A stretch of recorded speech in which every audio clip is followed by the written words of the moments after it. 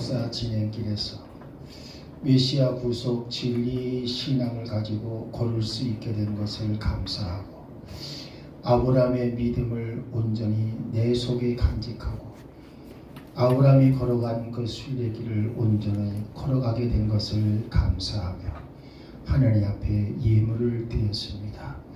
이 예물을 받으시고 흠양하여 주옵시고, 이제 저들의 마음속에 우리 예수 그리스도와 그의 구속 진리를 통해서 바라보는 꿈과 비전을 하나님께서 보고 계실 줄로 믿사오니 이루어 주시어서 하나님 크게 영광을 받으시기를 원합니다.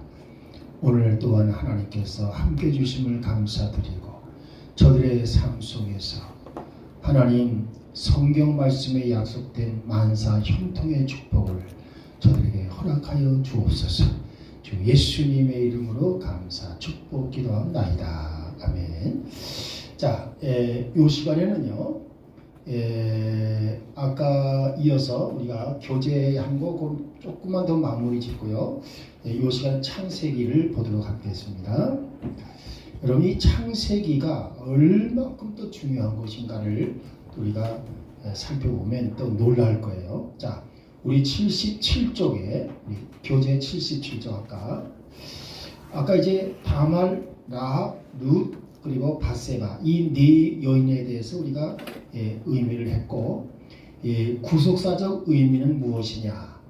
바로 다말은 뭐예요? 하나님의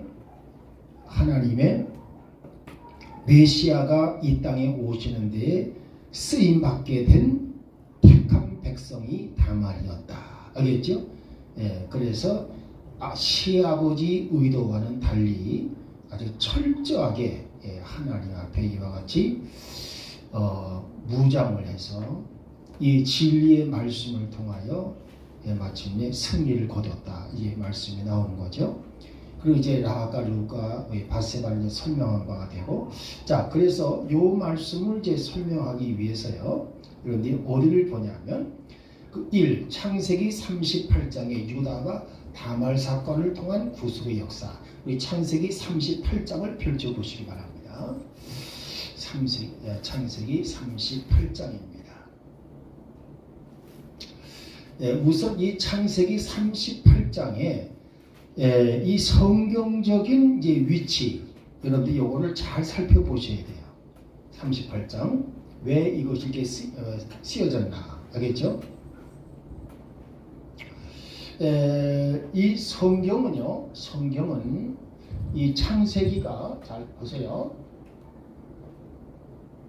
이 창세기가 이 12장서부터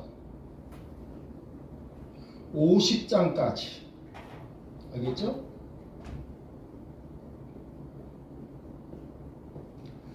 네 명의 인물이 나와요. 아브라함, 이삭, 야곱, 그리고 요셉. 알겠죠? 그리고 이제 이분들의 신앙을 집약적으로 마지막에 깨닫고 이 네 분의 신앙을 종합적으로 행한 사람이 누구냐? 바로 모세예요. 알겠죠? 자, 그럼 이제 살펴보겠습니다. 이렇게 아브라함, 이삭, 야곱인데, 자, 보십시다. 이 아브라함은 여러분들이 요걸 하셔야 돼요. 창세기 22장 13절에서 이 사람은 메시아 구속 언약이 어디에 있다 그랬어요? 창세기 3장 15절에 있다 그랬어요. 맞아요? 틀려요? 그죠? 창세기 3장 15절. 자, 창세기 3장 15절 읽어봐요.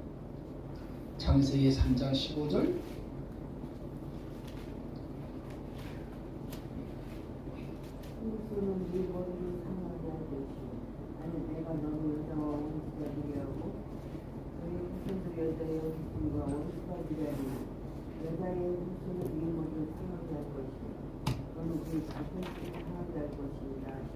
예, 자, 이때에 창세기 3장 15절에 나오는 여인의 후손 예수 그리스도를 말합니다. 알겠죠? 그리고 여기 이 뱀은 뭐예요? 네, 사탄이죠. 사탄은 마귀입니다. 그런데 이 뱀은 여인의 후손의 발뒤꿈치를 상하게 할 것이요. 발뒤꿈치. 그 다음에 여인의 후손은 뱀의 머리통을 상하게 할 것이다. 그렇죠? 머리통을 상한다는 것은 멸망시킨다는 걸 말하는 거예요. 그러니까 예수님에 의해서 뱀은 멸망될 것이다. 이해되겠습니까? 자, 그러면 그 마귀가 멸망되는 사건이 어디에 나올까요? 이걸 잘 이해해야 돼요. 이 뱀이 이 마귀가 멸망되는 사건은요, 계시록 20장 10절에 나옵니다. 자, 계시록 20장 10절 한번 읽어보세요. 계시록 20장 10절.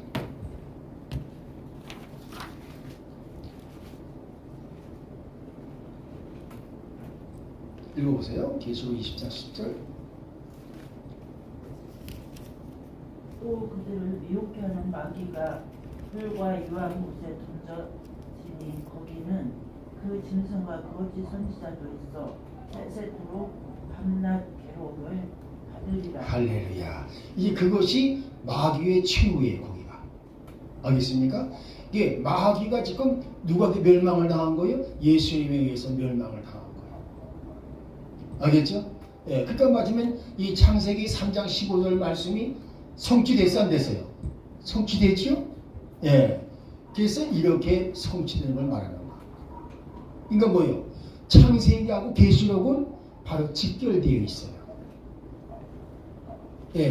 뚝 떨어져 같이 보이네. 뭐예요? 성경의 처음서부터 끝 아니에요. 그렇죠? 계시록 끝이 아니에요. 그냥 그래요. 여러분 생각하는 거 있죠? 창세기와 계시록 사이에는 엄청나게 머나먼 간격이 있다라고 생각하죠. 근데 사실은요, 창세기와 계시록은요 달라붙어 있어요. 이해돼요? 무슨 말인지? 자, 보십시다. 이거는요, 이거와 똑같아요. 마치, 자, 보세요. 이 회전하는 거 똑같아요. 회전.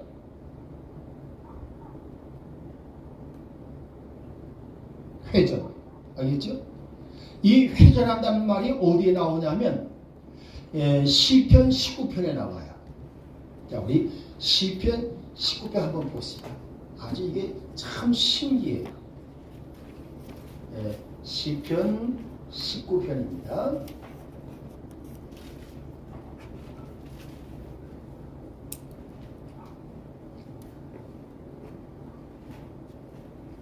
찾았죠?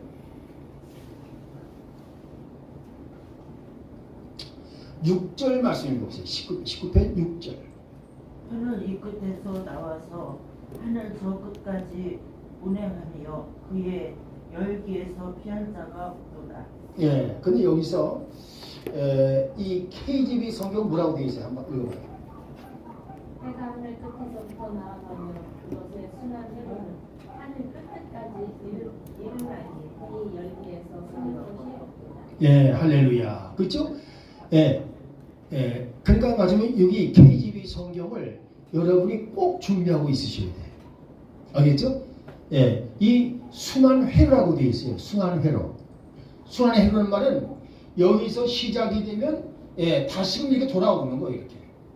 알겠죠? 자, 출발점에서 계속 한 바퀴 돌고 돼요. 다시 거기 돌아오겠죠? 맞아요? 틀려요? 그러니까 자, 보세요. 출발점. 이 출발점은 창세기. 그 다음 뭐예요? 한 바퀴 돌아서 이제 마지막 끝에 오는 데는 어디예요? 계시록이에요. 그러니까 한 바퀴 뺑 돌아서 이 순환 회로를 이거 한 바퀴 뺑 돈다 이 말이 알겠죠? 이거를 뭐라고 해요? 영어로 서큐트라고 해요. 그래서 이것을 순환 회로라고 이렇게 표현했어요. 여러분 순환이란 말이 무슨 말이에요? 한 바퀴 삥 돈다 그 말이에요. 예. 그러니까 뭐 지금 창세기에서 출발했지만요. 삥 돌아서 가다 보게 되면 계시록이 끝나는데 계시록 바로 옆에 뭐가 있어요? 창세기가 있는 거예요. 그러니까 창세기가 계시록 뭐예요? 오히려 한 바퀴 삥 돌았을 뿐이지 사실 달라붙어 있어. 맞아요? 틀려요? 그러니까 여기서 맞아요. 놀랍죠? 이걸 알기 때문에 예수님의 이 맞으면 움직이시다가 순환 회로라고 해야 돼요. 순환 회로. 서킷. 알겠죠? 그래서 창세기하고 이 계시록은요 뚝 떨어지면 안 돼요. 그 창세기도 완전히 공부하셔야 되고 계시록도 완전히 공부해야 되는 거예요. 근데 일반 교회에서는요 계시록을 될 수 있으면 안 하려고 애를 써. 예, 왜? 잘 모르겠으니까 그러는 거예요. 자기가 잘 모르겠으면 안 하는 거야. 근데 구속사를 알게 되면 이 맞으면 계시록이 확 뚫려버려요. 이해돼요? 무슨 말인지? 그러기 때문에 뭐가 되겠어요? 그래서 절대로 이단의 유혹을 안 받는 거예요. 그러니까 구속사 공부를 한 사람들은 이단의 유혹될 수가 없어. 이해돼요? 무슨 말인지? 자, 여러분 보십시다. 여러분 지금 이 계시록 알겠죠? 11장 19절 한번 읽어보세요. 계시록 11장 19절.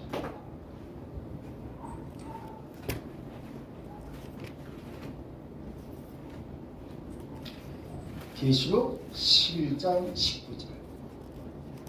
위에 하늘에 있는 하나님의 성전이 열리니 성전 안에 하나님의 언약궤가 보이며 또 번개와 음성들과 우레와 지진과 큰 우박이 있더라. 오!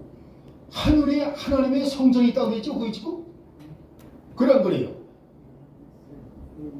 예, 하늘에 성전이 있다고 그랬어요. 이거 중요시해야 돼요. 그리고 뭐요? 하나님의 언약궤가 어디 갔나 했어요. 자, AD 70년 알겠죠? AD 70년 예루살렘을 멸망되면서 이 하나님의 성전이 철저히 파괴됐어요. 이해하시겠죠? 그때의 언약궤가 행방불명이 됐어요. 이해됩니까? 무슨 말인지? 예. 하나님의 언약궤가 행방불명이 돼버린 거예요. 이해죠? 근데 지금까지 그 언약궤가 어디 있는지를 발견을 못했어. 이해돼요? 무슨 말인지? 자, 로마 군대가요 예루살렘을 맞으면 에워싸고 포위해서 아주 100만 명을 학살해버렸어. 그러니까 이 성 안에 있던 사람들은 한 사람 살아남은 사람이 없어요. 이해되겠어요? 그리고 그 예루살렘 성 안에 있는 이 성전을 철저히 화재를 불을 놓아서 파괴시켜버렸어. 알겠죠? 근데 하나님이 성전을 파괴해서 중요한 게 뭔지 알죠? 네? 성전이 파괴도 하나님이 제일 중요한 게 뭐예요? 언약궤예요. 이해되겠습니까? 이 언약궤는 하나님께서 이 하나님의 언약궤를 하늘에서 보인 양식대로 모세가 하나님의 명령대로 지은 것이 언약궤예요. 이해되겠어요? 네, 하나님의 보여주신 양식대로. 그러니까 뭐예요? 모세가 자기 짓고 싶어 지은 게 아니에요. 하나님이 보여주신 양식대로 지은 것이 하나님의 언약궤예요. 이해되겠죠? 근데 이 하나님의 언약궤는 뭐예요? 그러니까 맞으면 만일 하나님의 언약궤가 예루살렘 성전이 파괴될 때에 이 불이 나서 화재 사건으로 태워질 때에 만일 이 하나님의 언약궤가 그때 없어지면 어떻게 되겠어요? 하나님이 살아계시다는 것이 증명이 안 되는 거예요. 근데 뭐요? 이 예루살렘 성전이 철저히 파괴되고 불이 탔는데 하나님의 언약궤는 흔적도 없이 사라지는 거예요. 양식을 알고 아니 하나님이 모세를 통해 지으신 거 아니에요? 예. 근데 이 하나님의 언약궤는 뭐예요? 그러니까 그만큼 뭐예요? 예. 하나님의 언약궤는 뭐를 상징하느냐? 예수 그리스도를 상징하는 거예요. 이해되겠어요? 예. 그래서 이 메시아가 오시는 하나님의 언약을 폐기시키지 않는다는 의미에서 하나님의 언약궤가 불타면 안 돼. 알겠죠? 그래서 하나님은 뭐예요? 하나님의 언약궤를 하늘로 들고 가시는 거예요. 이해돼요? 그래서 뭐예요? 그래서 지금까지 하나님의 언약궤를 빠지면 그 예루살렘 성전이 불이 타서 없어질 때 거기에 하나님의 언약궤의 흔적을 발견할 수가 없었어요. 알겠죠? 그 이후로 어디서도 발견이 안 됐어. 근데 오늘 성경 말씀 계시록 11장 19절 말씀에 가보니까 뭐예요? 하나님의 언약궤 어디로 들어가 있어요? 하늘나라에 있는 하늘에 있는 하나님의 성전에 뜩 있더라 그 말입니다. 이해되겠어요? 그럼 뭐예요? 하나님의 언약궤는 그때 예루살렘이 멸망하고 성전이 불탈 때 하나님 뭐예요? 그 언약궤를 하늘로 가져가셨구나. 그것을 증거하는 말씀이 계시록 11장 19절. 이해됩니까? 이게 지금 이거 하도 말씀이 너무 엄청난 말씀이라서 여러분이 이해하기가 힘들 것 같아요.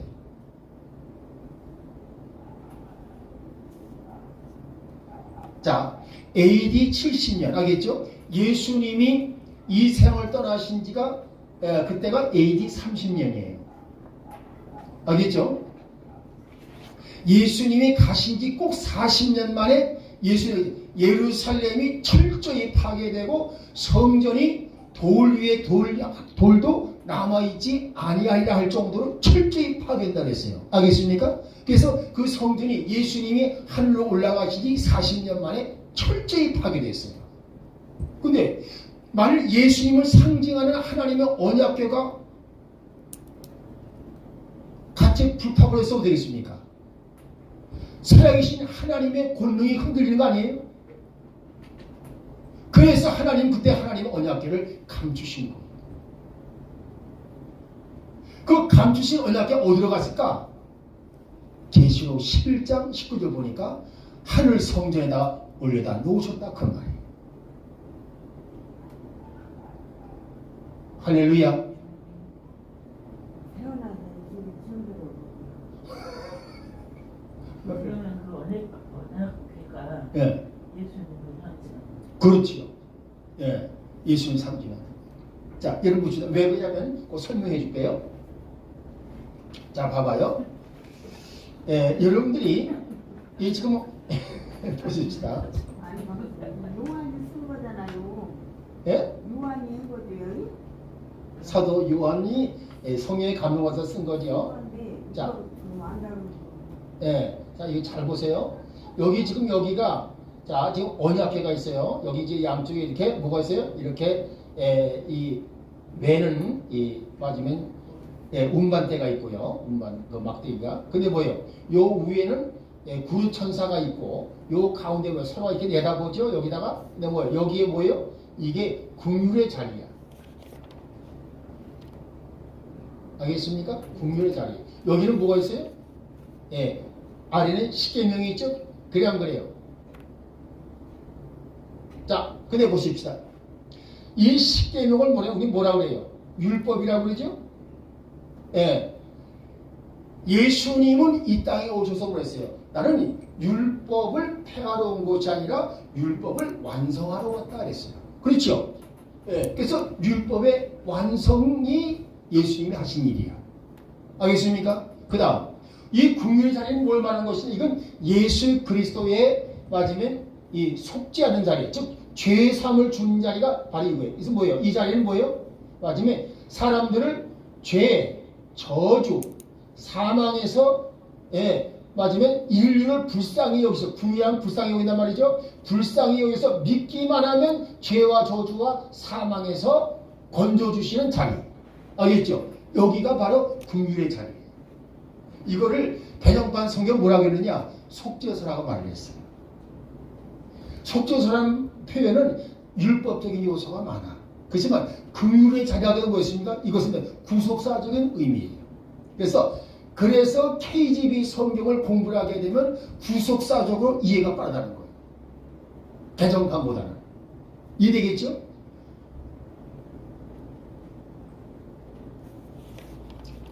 자, 보십시다. 여러분들 어디를 보냐면요. 출애굽기 25장. 예. 자, 우리 21절, 22절 한번 읽어보십시다. 21절, 22절. 출애굽기 25장, 21절, 22절.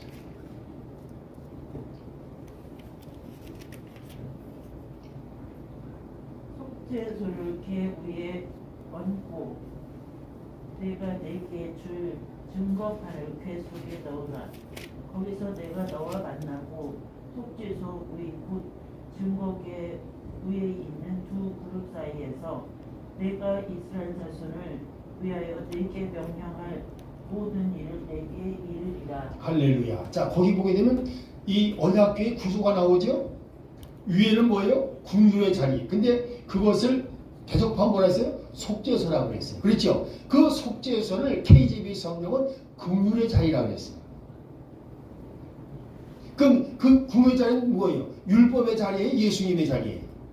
예, 예수님의 자리죠. 그러니까 그건 뭐냐? 맞으면 메시아 구속 언약 신앙을 갖기만 하면 하나님은 죄와 저주와 사망에서 이 인류를 구속하시고 구원하시는 자리. 알겠죠? 그래서 그걸 긍휼의 자리라고 그러는 거예요. 긍휼한 말이 무슨 말이에요? 불쌍히 여긴다는 말 아니에요? 자, 예수님이 복음서에서 병자들을 고쳐주실 때마다 그들을 어떻게 여기사? 불쌍히 여기사. 이 긍휼의 마음을 가지고 불쌍히 여기시기 때문에 그래서 사람들을 그때는 정죄하지 않고 하겠습니까? 전부 죄 사함을 주시고 그들을 다 치유받게 하셨어요. 이게 바로 예수님의 위치예요. 긍휼의 자리가 예수님의 위치예요. 그리고 그렇다고 해서 율법을 무시하느냐? 아니다. 알겠습니까? 율법을 지켜야 이 긍휼의 자리를 걸어가는 이 구속사 순례길을 온전히 걸어갈 수 있기 때문에 그래서 요마즘에 예수님은 나는 율법을 폐하러 온 것이 아니라 율법을 완성하러 왔노라. 그러니까 뭐예요? 율법의 완성이 있고 그냥 메시아 구속 진리의 구속 진리 맞으면 긍휼의 자리가 있다면 뭐였어요? 언약궤는 뭐예요? 예수님 자체라 그 말이에요. 이제 확실히 이해가 돼요? 무슨 말인지? 그러니까 언약궤는 예수 그리스도 자체예요. 따라서 예수 그리스도의 모형이여 예표인 이 하나님의 언약궤가 불타서주면 되겠어요? 안 되겠어요? 안 되죠? 그래서 하나님은 이 언약궤를 그때 예루살렘이 파괴가 되고 성전이 화재가 나서 철저히 파괴될 때 하나님은요, 하나님의 언약궤를 감추어서 그냥 하늘로 올려가신 거예요. 그러면 이 하늘로 올려가셨을 때 했을 때 그것이 어디에 있을까? 계시록 11장 19절 말씀 가보니까 하늘 성전 안에서 언약궤가 보이더라. 그 말씀 하시잖아요.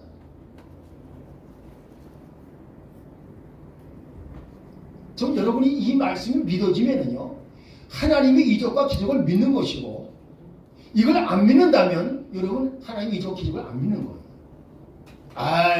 그 어딘가가 그 하나님의 언약궤를 누가 숨겨서 맞으면 지금까지 발견되지 않은 거 아니겠어요? 사람이 숨기면요 발견되지 않을 수가 없어요. 그럼 그래요? 하나님이 숨기셨기 때문에 사람들이 발견을 못하는 거예요. 그럼 하나님이 숨긴 거를 요한이 아는데? 하나님께서 사도 요한에게 성령의 감동을 주셔가지고 좀 보여주시는 거 아니에요. 그렇지요? 요한아, 하나님의 성전을 저 하늘에 저 성전이 있지 않냐? 성전 안에 저 언약궤가 거기 들어있다. 언약궤가 없어진 게 아니라 여기 올라와 있단다. 이렇게 보여준다 그 말이에요. 하나님은 그때까지. 그렇지요. 그 뭐 요한은 대단한 사람이죠. 그때까지. 예, 그렇지. 난 그래서 오죽하면 뭐예요? 이 성경은 계시록으로 끝나잖아요. 그러니까 성경 말씀을 사도 요한에게 맞으면 이 성경을 총 마감시키는 사명을 사도 요한에게 주시고, 그러니까 사도 요한은 엄청 사랑받고 축복받은 사람이죠. 그래 안 그래요? 그래서 나는 어렸을 때부터요. 내가 원래는 다른 그냥 별명으로 어릴 때는 별명으로 나한테 항상 얘기를 했어요. 맞으면 아무개야 그랬어요. 내가 이제 우리 집에서 맏아들이니까 이름이 첫째였어요. 첫째야 그러면 이제 누굴 부른지 알아. 그 이름이 없었어요. 그러다가 초등학교에 가면서 이제 이름이 생긴 거예요. 그때 가서요. 그래서 호적에 올렸는데 그때의 그 이름을 올린 것이 맞으면 이제 억지로 취향으로 올렸으니까 이제 그때 그 이름이 그 집안 내내 알겠죠? 집안 내력에 맞는 이름으로 그래서 이제 이렇게 했는데 근데 이름을 이제 맞아 그때 요한으로 바꿨잖아요. 그거 바꿔줬어요. 하나님이 바꿔주신 거지. 이사님에서 영화했어요. 근데 내가 그 천주교에서 영세를 받았어. 천주교에서 영세를 받을 때 요한이라는 이 세례명을 받은 거예요. 그러니까 그것이 그냥 이름이 되어버린 거예요. 내가 참 희한하죠. 그것도 우리가 이제 그 서울역 뒤에 보게 되면 중림동이라고 있어요. 근데 그 중림동에 성당이 하나 있었어요. 성당이 하나 있었는데 그 성당에 우리 어머니는 항상 장사로 돌아가시느라고 장사해 먹고 사니까 그 당시에는 무슨 장사가 유명하냐면 미군 부대에서 물품을 팔아다가 한국군에게 파는 거예요. 그 당시에는 한국군 보급 물자가 워낙 귀하기 때문에 그래서 이 미군 부대에서 맞으면 그 시오이 잠바라는 거 있어요. 미군 부대 알죠? 미국 사람 입는 잠바. 그 잠바 하나를 갖다가 팔게 되면요. 그래서 맞으면 미군한테서 그 잠바를 갖다가 10만 원에 샀다. 그러면 한국 사람들은 20만 원에도 얼른 주고 살려고 해요. 그러니까 차익금이 많잖아요. 그래서 우리 어머니가 그때 돈을 벌어가지고 김포에다가 3,500평 땅을 샀어요. 그러니까 그만큼 장사 잘 된다는 얘기죠. 그때에 맞으면 어머니가 장사하시다 보니까 뭐냐? 유모한테 그때 내가 아직 젖을 먹고 있으니까 그래서 어린아이니까 유모한테 맡긴 거예요. 근데 유모가 뭐예요? 천주교 신자야. 그래가지고서 이 아이가 있으면 어떻게 했어요? 자기 아들처럼 키우니까 그 천주교 신부님이 어떻게 했냐면 아들에게 영세를 주겠다 했단 말이에요. 그래서 그때 영세를 준 이름이 요한이야. 그러니까 뭐예요? 우리 부모가 지은 것도 아니고 천주교에서 지어준 거야. 이해되겠어요? 무슨 말인지? 그러니까 그렇게 해서 요한이 된 거예요. 그러니까 좀 특이하죠?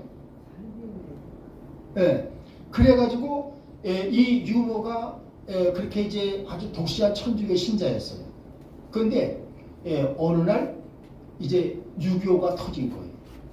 6.25가 전쟁이 벌어지면서 맞으면 보세요. 이무계 쌕쌕이라는 전투기가 맞으면 이 남한을 침략해 올 때, 공격해 올 때 제일 첫 번째 순위의 파괴 대상이 뭐였냐면 이 경찰 관공서, 그 다음에 십자가 달린 교회 건물. 알겠죠? 이거는 철저히 파괴라는 진역을 받은 거예요. 여러분 보십시다. 교회 십자가 건물은 철저히 파괴할 때 그게 정상적인 군대예요. 그게 그 정상적이 아니잖아요. 뭐예요? 그래서 이 이북 이 공산당 군대는요, 이건 마귀 군대지 정상적인 군대가 아니야. 가지고 그 쌕쌕이라고 하는 그 당시 쌕쌕에서 그 비행기 이름을 샥. 근데 그 비행기가 또 색감해요. 또 아주 이 비행기가. 가지고 샥 가지고요 십자가만 달렸다가 이건 때려부수는 거예요. 폭격을 하는 거예요. 근데 그날 주일날인데 맞으면 이와 같이 예배를 드릴 때 알겠죠? 예, 천주교인 미사라고 하잖아요. 미사를 드리고 있는데 갑자기 맞으면 이제 우리 유모가 아이가 갑자기 그냥 똥을 그냥 막 무대 위에 싸더라는 거예요. 그래서 이 아이가 왜 이래? 근데 똥을 싸도 조금 싸는 게 아니라 원장 많이 싸니까 그 성당에서 조금 가깝거든요. 우리 유모 집이. 그래서 가까운 데를 가서 얼른 가서 귀족이 가락기 치우고 가락 깨우고 맞으면 이제 와서 다시 미사를 드려야 되겠다 하고서 맞으면 아이를 안고 내려간 거예요. 예. 근데 그때에 뒤에서 꽝 하고 폭발음이 들리면서 보니까 뭐예요? 뒤로 돌아보니까 성당이 그대로 무너진 거예요. 그리고 불이 막 타오르고 있는 거예요. 보십시다. 거기서 한 사람도 산 사람이 없어요. 다 죽었어요. 그래가지고 그 유모가 뭐라고 하잖아요? 예, 아이 보고 얘야 너는 내 생명의 은인이다. 예, 그래서 산 사람이 바로 나예요. 그건 뭐예요? 하나님께서 뭔가 특별하게 쓰실 어떤 이유가 있으니까 그렇게 사신 거겠죠? 맞아요? 틀려요? 그래서 그때에 맞으면 그 중림도 성당 그 성당에서 그때 이름을 받은 거예요. 가지고 했는데 어쨌든 간에 하여간 맞으면 여러분들이 이걸 잘 이해하셔야 돼요. 그래서 하나님께서는 이 택함 받은 사람들, 그러니까 사도 요한은 뭐예요? 이렇게 위에서 택함 받은 사람. 그러니까 맞으면 이 하나님의 성전에 있던 언약궤가 파괴된 것도 아닌데 어디로 갔을까? 사람들이 다 의문이 여기 계시는데 하나님은 사도 요한을 통해서 하늘 성전에 있는 언약궤가 있는 걸 보여주신 거예요. 할렐루야. 이거 대단한 거죠? 예. 이렇게 해서 했는데 자 보십시다. 아까 얘기했죠? 여러분이 꼭 기억하셔야 돼요. 이 시편 19편 알겠죠? 이 6절 말씀에서 맞으면 신랑 되신 예수님은요 순환 회로와 같이 알겠습니까? 맞으면 출발점을 돌아서 다시 알겠죠? 종점으로 가는데 이것이 뭐와 같다? 순환 회로와 같다. 알겠죠? 그건 뭐예요? 맞으면 어차피 하나님은 시작한 점으로 다시 돌아오신다 그 말 아니겠습니까? 그래 안 그래요? 그 말이 맞아요? 틀려요? 맞잖아요? 그래 안 그래요? 에덴 동산이 뭘 상징하는 거예요? 천년 왕국을 상징하고 하나님 나라를 상징하는 거예요. 알겠습니까? 자, 다시금 좀 지금 이 세상을 한 바퀴 돌아가지고 어떻게 돼요? 천년 왕국이 오잖아요? 그래 안 그래요? 천년 왕국 때 뭐가 와요? 하나님 나라가 오잖아요. 그렇죠? 그러니까 맞으면 다시금 에덴 동산으로 돌아가는 거다 그 말입니다. 이해되겠습니까? 그러니까 뭐예요? 순환 회로가 맞잖아요. 그래서 창세기하고 계시록은요 바로 직결되어 있어요. 지금 놀라운 거예요. 이거 지금 이거 꼭 기억하십시오. 그래서 창세기에서 의문나는 것은 계시록에서 보게 되면 의문이 풀려요. 이해되죠? 요거 여러분들이 잘 이해하시기 바랍니다. 이게 시편 19편 이 말씀이 너무 기가 막힌 말씀이기 때문에 자 지금 내가 이 강의를 오늘 처음 하는 것 같은데 우리 미선 조사님 계속 들었기 때문에 이해를 하는데 이 순환 회로에 대한 말씀을 처음 한 거예요. 순환 회로가 같은 거예요. 그러니까 출발점에서 다시 출발했던 지점으로 돌아오는 거예요. 그래서 우리가 구속사에서는 뭐예요? 철저하게 창세기와 이 계시록을 철저히 이해해야 되는 거예요. 이해되죠? 자, 그런데 보십시다. 이 창세기 38장은요. 아까 이걸 얘기하다 말았는데 잘 보세요.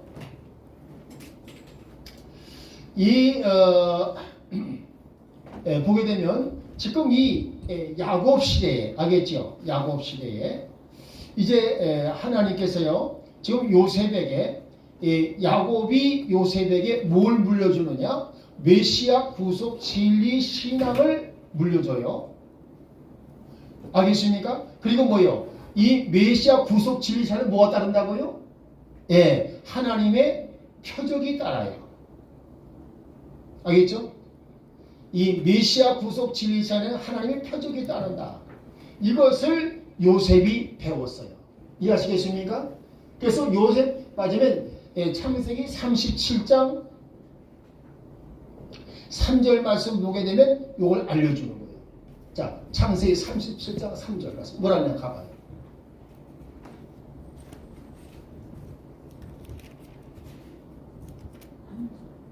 네? 3절 읽어봐요. 요셉은 노년에 얻은 아들이므로 이스라엘이 여러 아들들보다 그를 더 사랑함으로 그를 위하여 셋째 옷을 지었던. 할렐루야. 자 보십시오. 야곱은 12아들인데 그들 중에 한 아들 즉 맞으면 11번째 아들인 이 요셉은 알겠죠? 이 맞으면 야곱의 이야기를 아주 귀담아 듣는 거예요. 뭐에 들으냐? 메시아 구속 언약 완성의 신앙의 이야기를 귀담아 들었어요. 그리고 메시아 구속 언약 완성 이 진리 신앙을 가지고 있으면 반드시 하나님은 뭘 주신다? 무지개 표적 은혜의 축복을 주신다. 무지개 표적을 체험케 하신다. 알겠습니까? 이거를 마지막에 알게 하시는 거예요. 그래서 이 무지개 표적의 은혜를 갖다가 맞으면 따른다는 것을 확실히 알게 된 요셉. 그거를 아는 걸 보니까 너무 기특하고 신기해서 다른 아들들에게는 아니 사실 뭐예요?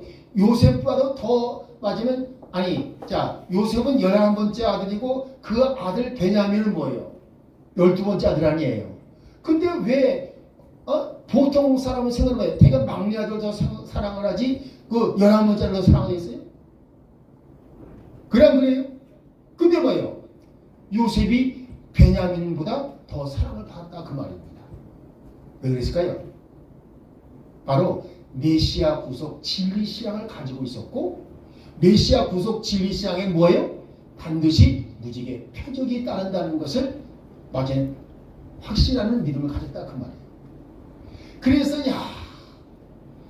진짜 쓸모있는 아들놈은 너밖에 없구나. 알겠죠? 이 야곱은요 육적인 사랑을 하신 게 아니라 영적인 사랑으로 한 걸 기뻐한 거예요.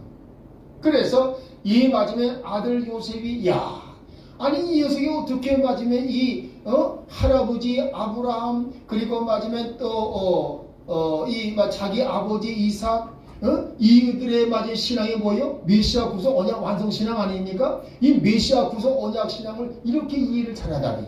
그리고 뭐예요? 메시아 구속 언약 신앙에는 뭐가 따른다는 거예요?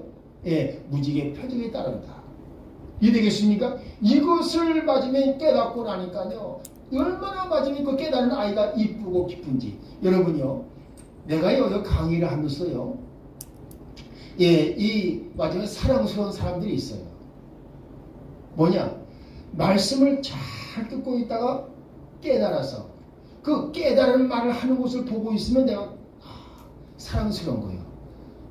저 사람이 똑바로 알아듣고 깨달았구나. 근데 뭐예요? 무슨 말인지 잘 못 알아듣고 엉뚱말을 해싸게 되면 어떻게 됐습니까? 그 사람이 탐탁지 않은 거예요. 이해되겠어요?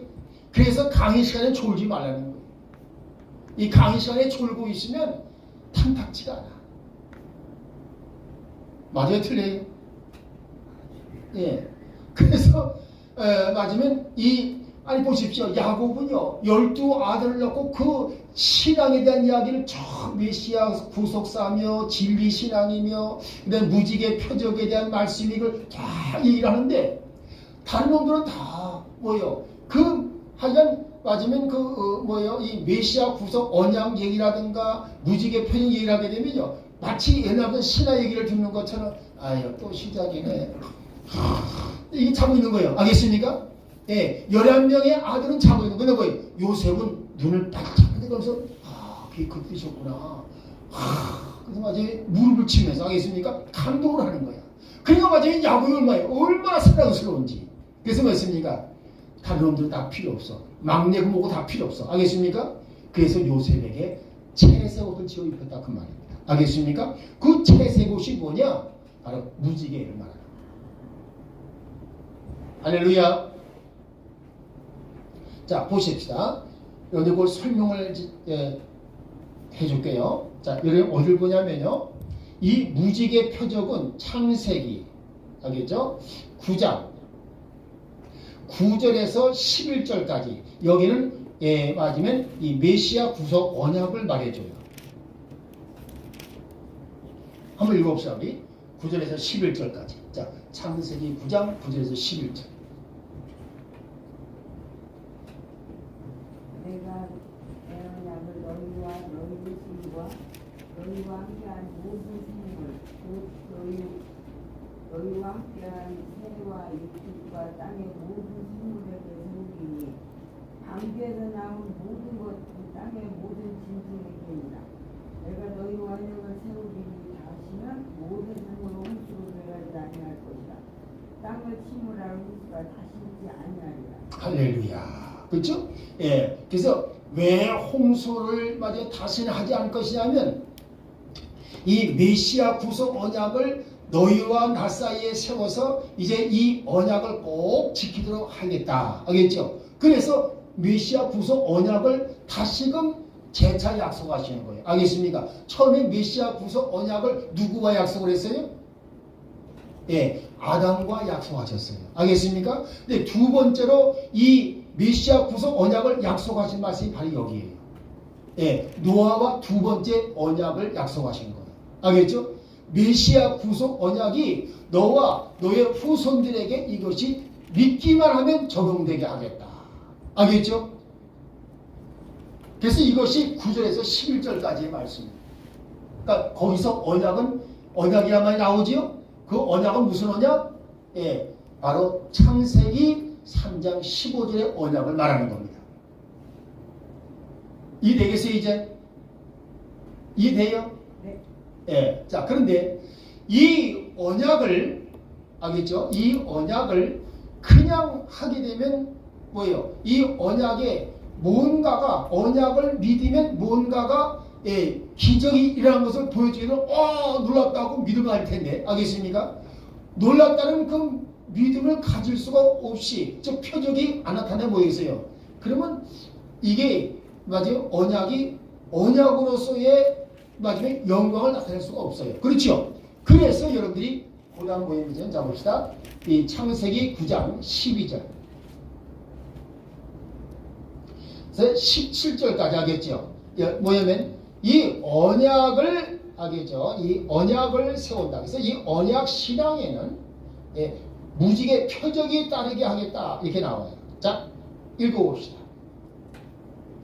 여러분 창세기 9장 12절 읽어보세요. 12절부터 하나님이 가라사대 내가 나와 너희와 함께하는 모든 생물 사이에 영세까지 세우는 언약의 증거는 이것입니다. 내가 내 무지개를 이때 그 언약의 증거가 뭐냐면 원어로 표현하게 된 표적이에요. 표적. 언약의 표적. 자 무지개를 구름속에 보내니 그것이 나의 생상과의 언약의 증거이다. 내가 구름으로 땅을 덮을 때에 무지개가 구름 속에 나타나면 내가 나와 너희와 혈기 있는 모든 생물 사이에 내 언약을 기억하리니 다시는 물이 모든 혈기 있는 자를 멸하는 홍수가 있지 아니하리라. 무지개가 구름 사이에 있으니 내가 보고 나 하나님과 땅의 물을 무릇 여기 있는 모든 생물 사이에 영원한 언약을 기억하리라. 하나님 노아에게 또 이르시되 내가 나와 땅에 있는 모든 생물 사이에 세운 언약의 증거가 이것이라. 할렐루야. 즉 무지개를 구름 속에 두겠는데 이 무지개는 뭐냐? 바로 메시아 구속 언약의 표적으로 이 구름 속에 두겠다 이 말씀하시는 거예요. 알겠어요? 그러면 구름은 뭘 가리키냐?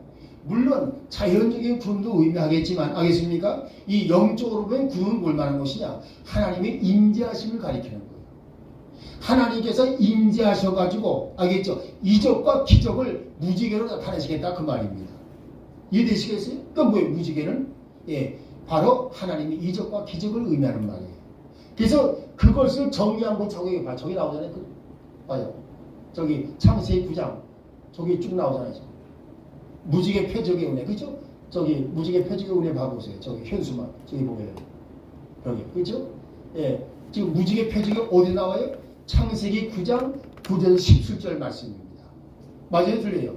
그래서 9절에서 11절까지는 메시아 구속 언약을 말하고 12절에서 17절까지는 구름 속에 무지개를 두는데 그 무지개가 뭐냐? 언약의 표적이다. 이해돼요 이제?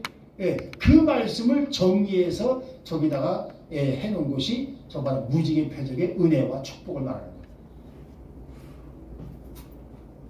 할렐루야.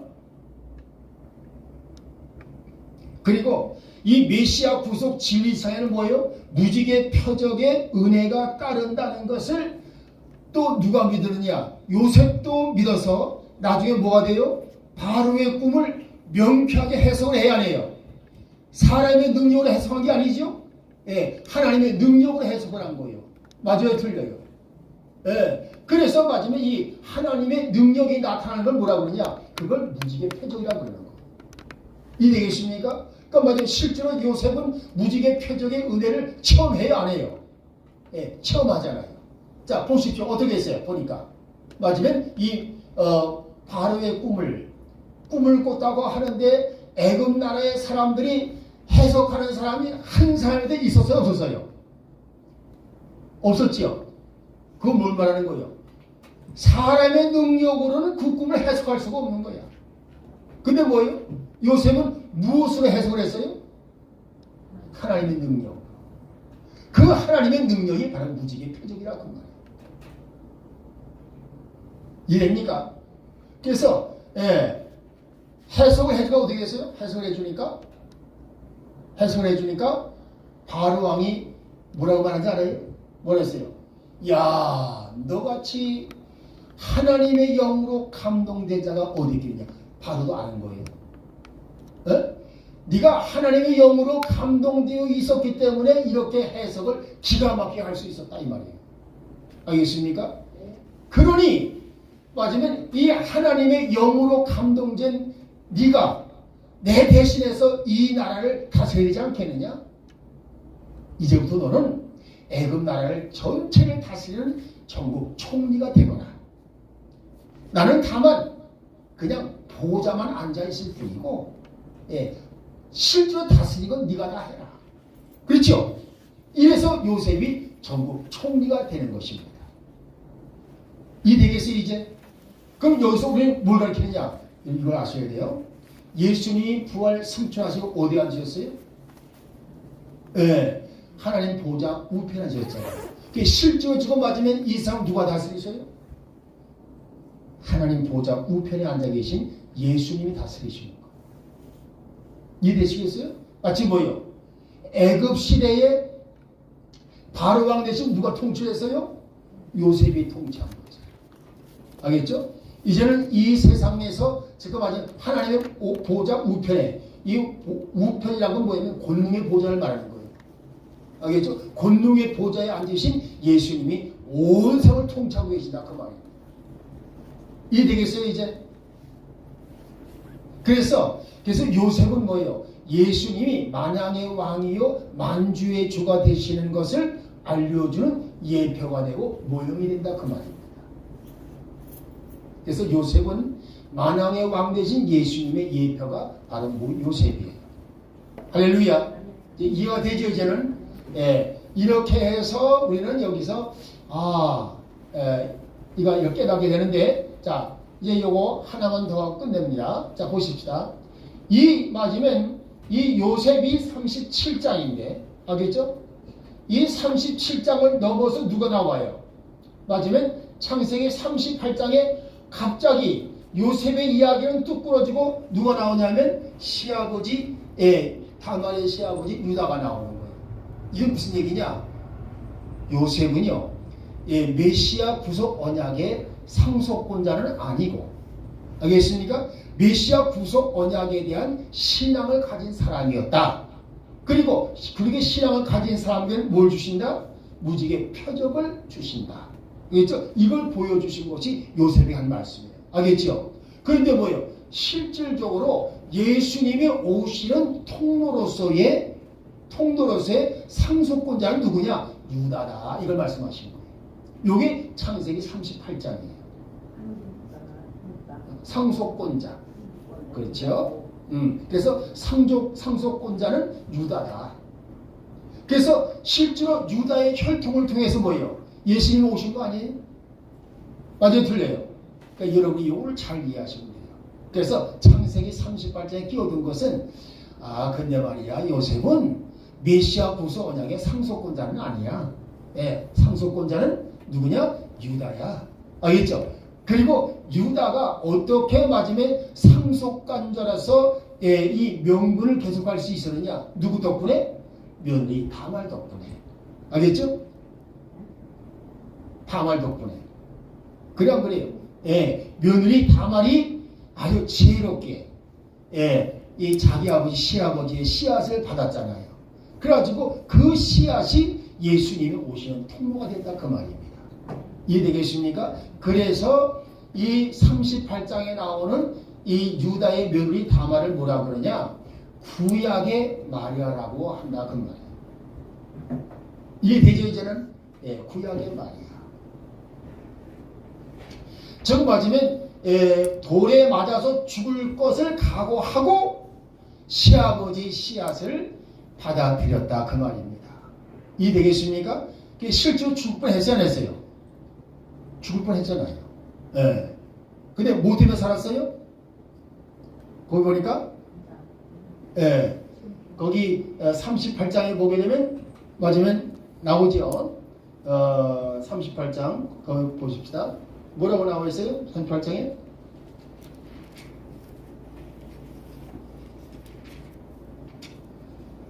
자, 보시게 되면 그 38장에 그렇죠? 38장에 자, 거기 지금 맞으면 뭐라고 나오냐? 자, 지금 당신이 즉 시아버지와 하는 말이에요. 당신이 내게 들어오려거든 뭘 줘야 되지 않겠냐? 그러니까 내가 염소 새끼 한 마리를 주겠다.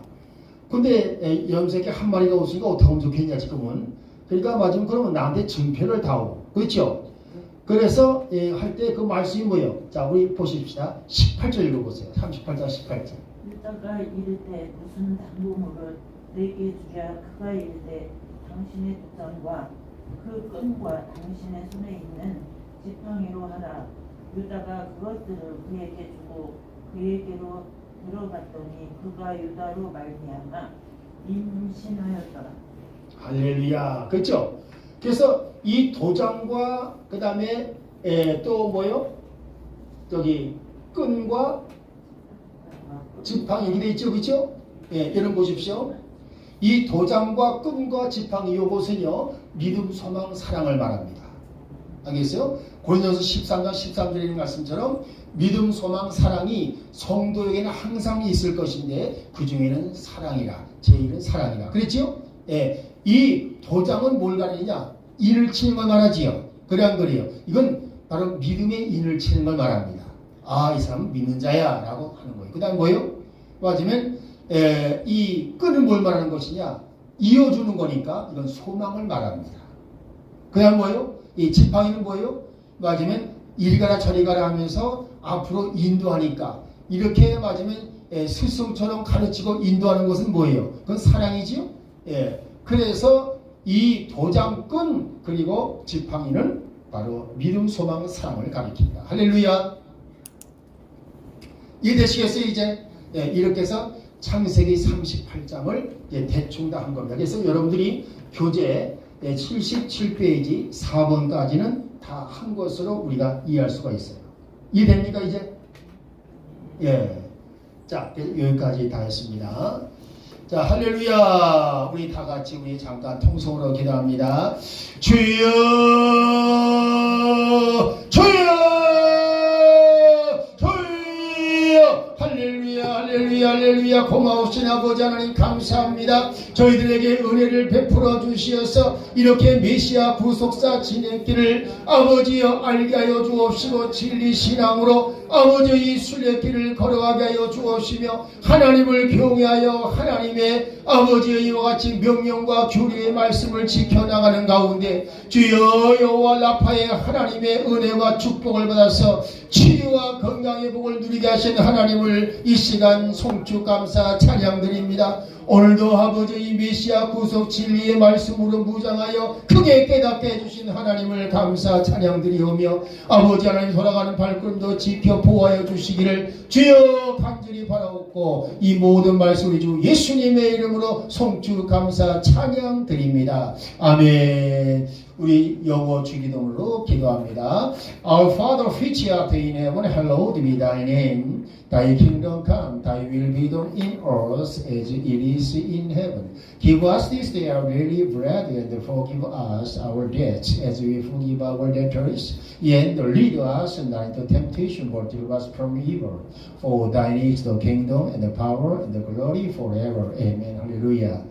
이제는 우리 주 예수 그리스도의 구속의 은혜와 아버지 하나님의 무한하신 사랑하심과 아버지 또한 보혜사 성령님의 감화감동 위로 교통 충만하시며 오늘 이 시간 은혜와 진리로 무장하는 시간이 되게 하사 아브라함의 복을 받게 하시는 그 놀라운 축복에 대한 믿음을 가지고 우리 순례길을 온전히 가기를 원하는 여기 모인 주의 종들, 주의 성도들 위해 우리 도란노학교와 가스펠 파워 처치와 제제 또한 제1회 지구촌 선교센터 위에 이제로부터 영원토록 함께 하실지어다. 아멘. 할렐루야. 우리 하나님의 영광 돌립니다. 네.